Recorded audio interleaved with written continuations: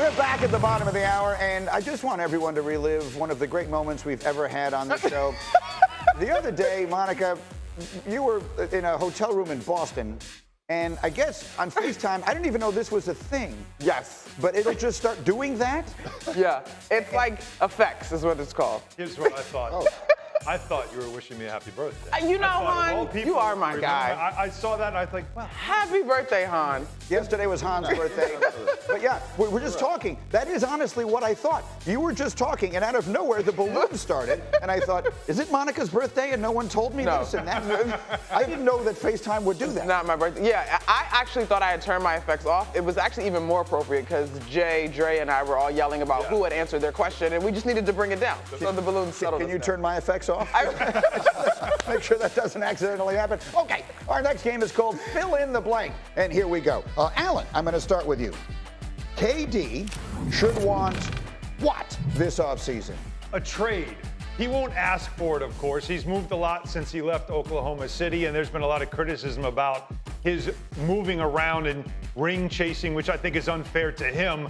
But really, in his heart of hearts, does he think in Phoenix, capped out as they are in the Western Conference, that's his best path to a championship? I don't, but he's got 2 years left on his deal, and Phoenix is not moving him. A lot of people are suggesting we need to keep a close eye on him. We'll see. Meanwhile, Monica, in order to win the championship, the 76ers should want what this offseason? I know, I'm sorry, producers. Health and Paul George was my original answer, right? I think Paul George is definitely an upgrade. He has the ability to give this team some additional scoring punch that they need. But I'm also sort of racking my brain. I feel like they need a guy that's done it. No offense to PG, and I don't know that he's out there. The same sort of effect that you could say Drew Holiday had on the Celtics, sort of in that vein. So right now I'm going with Health and PG, but I reserve the right to change my mind. See what else they might get. Meanwhile, UD, which team, which team is the biggest threat to the Celtics in the East? A healthy Miami Heat team. And I know that people at home probably questioning this, but if you look at the East the last few years, 4 out of 5 years, it's been the Miami Heat or the Boston Celtics.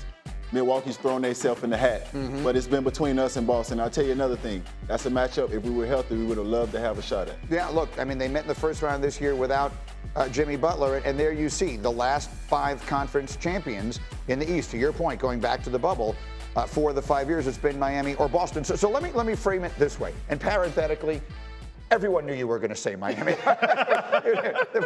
that one was not a mystery. But here's the thing. Well, you may not know this about me, but I can see the future. I have seen the future. Okay. And I'm telling you right now, the Celtics don't win the East next year. If I were to tell you that, if I were to say there will be a different team besides the Boston Celtics in the NBA Finals next year, which team would you tell me it was going to be? New York Knicks.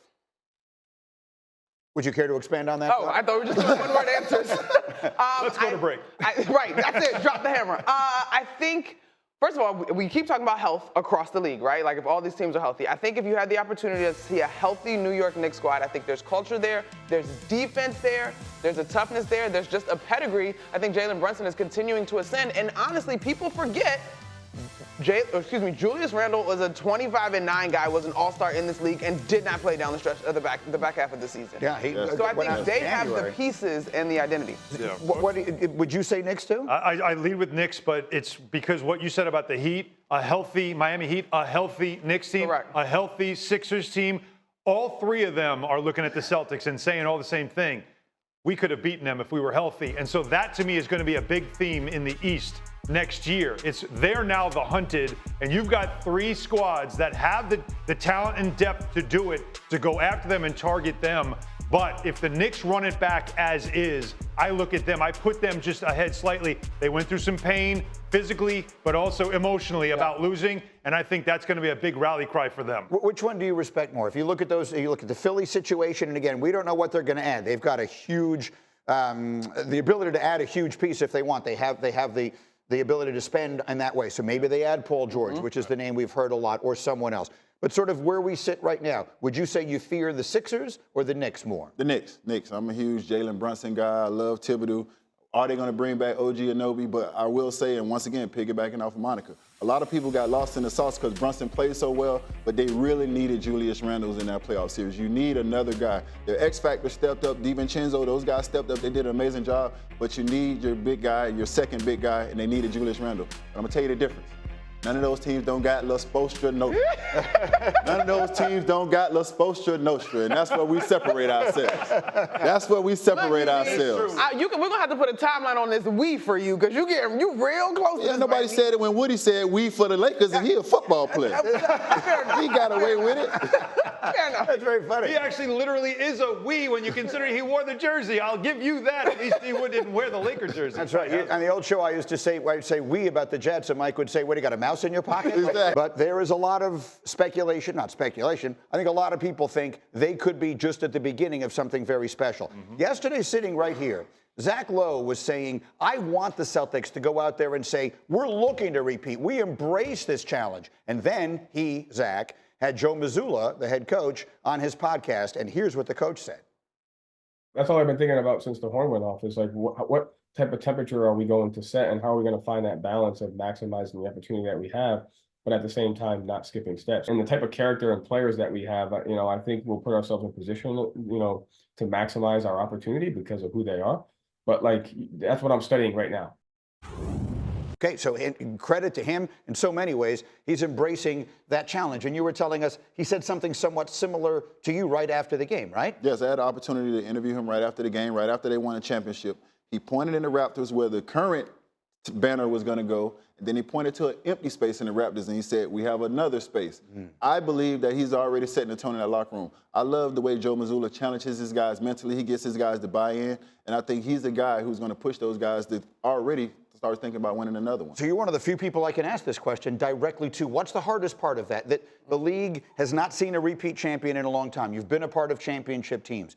This is a team that hasn't done it before, yes, right? So when thinking back to the teams that won the titles there with LeBron and those guys, I mean, D. Wade had done it before, and Riley is obviously there and whatnot. What will be the hardest part for Mazzulla now as he tries to, quote unquote, set the temperature, as he said, to get his team back there? The guys have already bought in, but health is something that you can't control. I think a lot of people don't understand this. Is you're the team that plays all the way to the end. You have the shortest summer. Then you go right back into training camp, pushing yourself, getting your body back to the point where you can try to do it again. So health is the thing that I think Boston has to worry about. Outside of that, all the other teams that put that target on their back, all the teams that are gunning for them, all the teams that are looking at them and saying, we weren't healthy. We want a healthy opportunity to take a shot at Boston. Health is something that you can't necessarily always control, though. How about something you can control? What can Mazzulla do? What's the most important thing you think he as a coach needs to do to set the tone? I like the way he phrased that. What temperature are we going to set?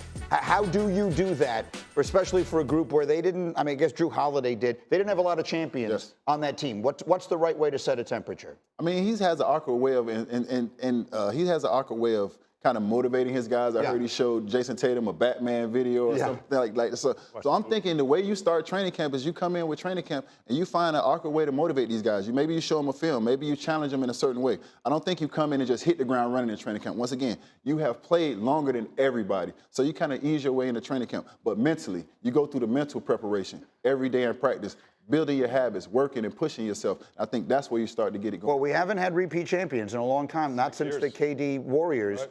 The Celtics have the best chance to do it, you think, of all these teams? They do because they have two stars. Number one, they're both in their prime. They're both locked up. You have a core that's going to be there for at least this year. You're not going to see a lot of roster changes with this team. They're going to be the same team going forward. But, a year ago, Michael Malone was standing there at their parade saying, repeat, talking about doing it again. And they ran into a wall in the second round, and he couldn't get his team over the hump. So it is a difficult thing to do. But I like that they're talking about it. I like that they put it out there. I think you have to do that. And how they motivate themselves into it is what Jason Tatum said before they even won the championship this year.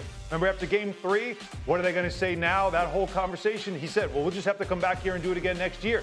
He also put it out there because he knows the narrative is this was an easy road for you. Everybody was hurt. That's going to hang over this team. So if they want a motivation, that's the one. I got an idea. Show them the clips of us talking about them now. That's it. You come into training camp, you show them the clips that we talking right now. Picking the Knicks, picking the Heat, picking everybody else to beat them next year. I was going to say that's how you start training camp. Avengers Endgame, but whatever. You're welcome, Coach.